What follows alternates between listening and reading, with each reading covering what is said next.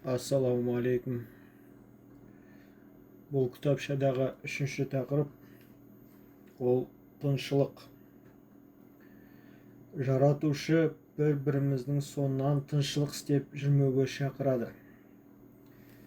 Бәлкім кейде біз біреуден күмәнданып, сенбеушілік танытып, тыншылық әрекетке көшеміз.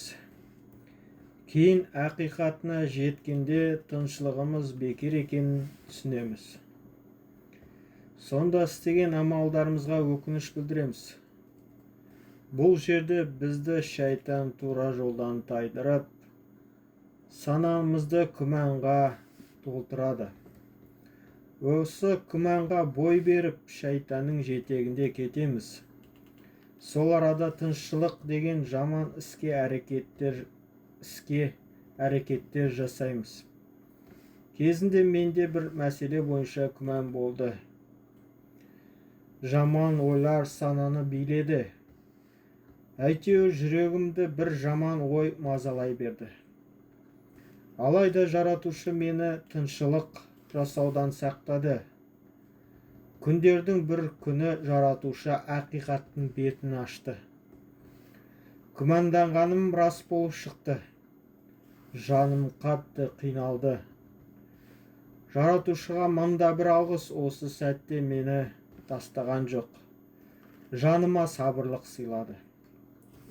Сабыр ақыл серігі дегендей, бұл арада, бұл мәселеде ақылмен шешім қабылдадым. Сондықтан жалғанның беті Алланың қалауымен ашылды. Жасырған нәрсе түптің түбінде шығады.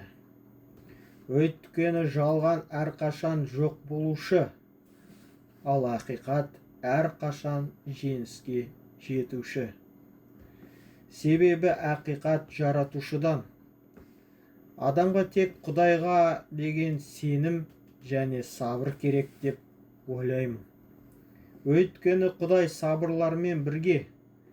Қай заманда болса да біз тыншылық пен ақиқатты білгіміз келеді. Жанымыз соны қалайды. Осы жан қалауымен шайтанға ереміз. Шайтан осы әлсіздігімізді пайдаланады. Ал ол ақиқатты білу сол адамға қайырлы ма? Әлде қайырлы емес пе? Оны адам баласы білмейді. Оны тек жаратушы Алла біледі. Кейбір сырды Құдай жасырса, ол сырды бізге жария ету дұрыс емес болар. Қай сәтте болсын Құдайға сеніп, разылығын іздеуіміз қажет.